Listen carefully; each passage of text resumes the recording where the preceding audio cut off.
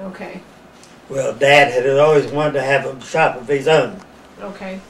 because he was good at it. He knew Yeah, the business, sure. you know, and he Yep. was working in these little glass factories. They really couldn't. They really wasn't paying a great big wage, you know. Okay. So he wanted a shop of his own.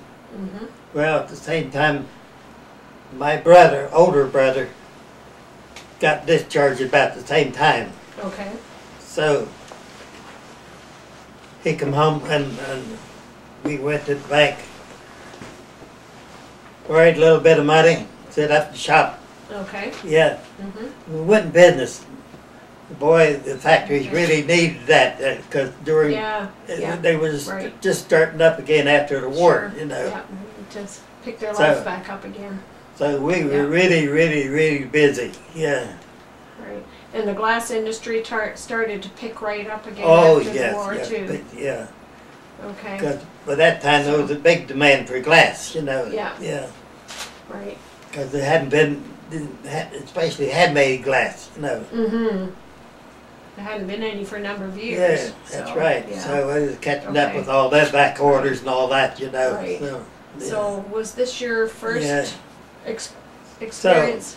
My brother had worked with my father in a mold shop there at the West Virginia glass Right. until he was drafted into the Army, even the Okay. Air Force. And we both got home about the same time, so we started this little shop. All right. Well, here he was with some experience in how to put the molds together and bore that pinhole and all that, you know. Okay. How to paste them off here and all that, you know. How to do the hinges. Okay. Yeah. So he had that experience. That, Mhm. Of course, that was the experience in the shop, you know. Mhm. And Yeah. here I was, a journeyman pattern maker. Mhm. It just fell in, just exactly where Right. it needed to be, It's just you know. what was needed. Because I Yeah. could make a pattern for a mold in a day, you know. Wow. It wasn't that Wow. hard, yeah. Yeah. Except the big molds, you know. Right. Right. Yeah. So you had to make Then- the pattern first, and then you would transfer that pattern Yeah, into your mold. we'd take that pattern to the foundry. We didn't have a truck at that time, pickup truck even. So we jumped in the car and we'd run over to Elkins and get a bunch of castings and put them in the trunk of that car and in the back seat. Bring them back over to Weston and work them up, you know. Mhm. Yeah. Mhm. But it didn't take very long till I could see, because Dad had rigged up a lathe to where he had a template, a bar here like this. They could mount this template on that bar Okay. and follow that template and bore that lathe that exactly the way it's supposed to be, you know. Hmm. So it wasn't very Wow. long till I learned to make those templates too. And then Right. all my dad had to do was stand there and turn molds out, and he was happy to do that.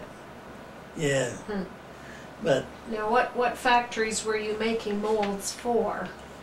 well, we were making molds for all the factories around here. All the ones There- around there's- West There Virginia? was 1, 2, 3, 4, 5. There was a little cutting shop here that occasionally they wanted a mold made so they could get some glass made for themselves.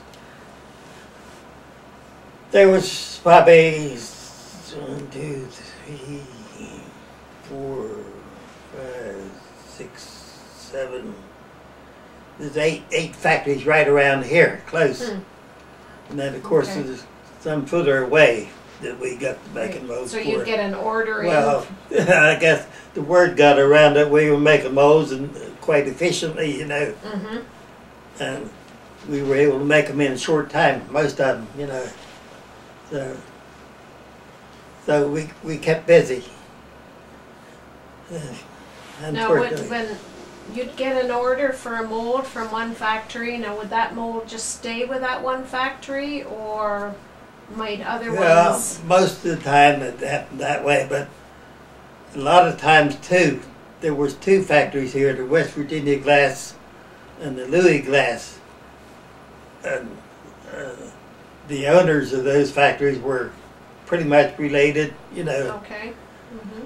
So they would trade molds back and forth. I got delivering molds, and I got the job of going to the foundry to get the castings and all that stuff, because I could keep up with the mold, the pattern work, you know, and making the little templates and all this, yeah. Right. So you made molds for this area plus quite a bit further afield once they it got known that you were well, I don't know. Word just got around the industry, and people would send us diagrams or pictures or drawings or whatever they wanted a mold made, you know. They'd send us a telephone number, and we call them up and we agree on a price, you know, which was generally a little bit too low. So we got quite popular, and we were just making molds for all over. I had eventually I had one company out in Long Beach, California. Is that right? Yeah. Wow. Yeah. They come all the way here for their molds. So. Yeah, there was a company up. There was another more of a studio type thing, you know, maybe one or two men working on a little studio. And he was up in Washington D.C., not Washington D.C., Washington State. Okay. Yeah. Yeah. Wow. We was making a few molds for them too from time to time. So that was all right. Even the one down in Peru, I don't know how they got my number or anything, but the name just went throughout the industry, you know. What was the name of your mold making company? Well, when we started out with Weinberger and Sons. Okay. Then when Dad died in '98, he was only able to enjoy his mold shop for around 7 years, and all of a sudden he had a heart attack, and he was gone. Oh, was that right? Oh. Yeah. That's sad. Yeah, it was. So the boys carried on. Yeah. That I made. Okay, so that's a pattern. Of course, when my father was working at the Western Glass, he wasn't that much of a mold maker, but although he could probably work this one out. But ordinarily he would just bore a straight hole in here. Of course, when I got back from the Army and all that, and the Navy Yard, then I was fairly decent pattern maker, you know. So I got to making, and I was good at draftsmanship. Because in the Navy Yard, one day a week, we went to central area and did draftsmen. Learned to make blueprints, you know. Okay. So I could take a drawing and just lay it out and make my drawings and cut all these different pieces right according to that drawing. Glue them together and ship them off to the foundry, you know. Yeah. Right. Okay. Yeah. It's probably a day's work. Yeah.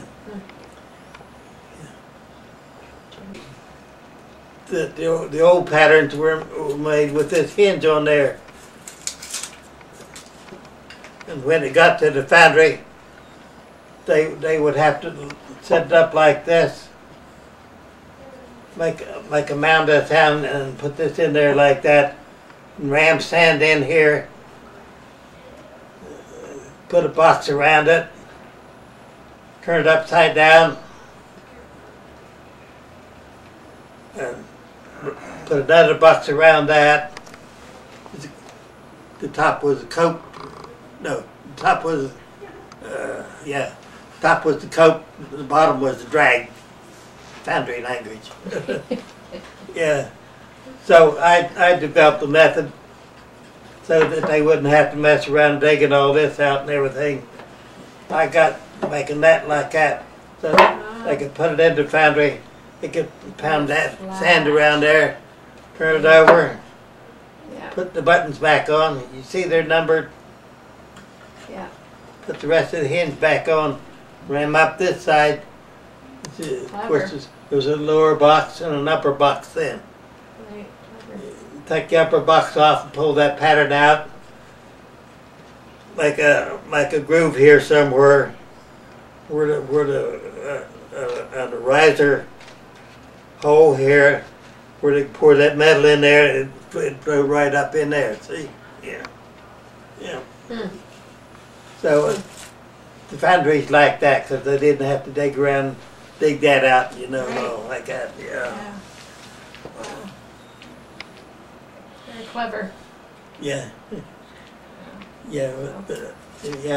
This is just the pattern. Yeah. Right. About a week later, you go over to the foundry and bring that thing in with the cast iron. Yeah. Oh. And from there on, you set it up in a machine, a milling machine. Set it up like so this is level, and then face that off with a cutter. And then mount that up against an upright piece here. Was bolted onto the machine base. Clamp it on, and then clean up this area here. And then set it up in the same faceplate, that same upright piece. Clamp it on real tight. Yeah. And then you had another cutter, and you clean up the faces of this. And then set this one up also. And cleaned up this face and this face here, so that those two pieces would slide together. Slide right See? in. Right. Yeah. Right. So you can open your mold up. Put the two of them together, clamp them together on the drill press, and bore your pinhole in there. Pinhole was tapered, so in case there were somewhere there they could tap that pin in a little bit tighter, and it tighten up a little bit. See? Yeah. Wow. Yeah.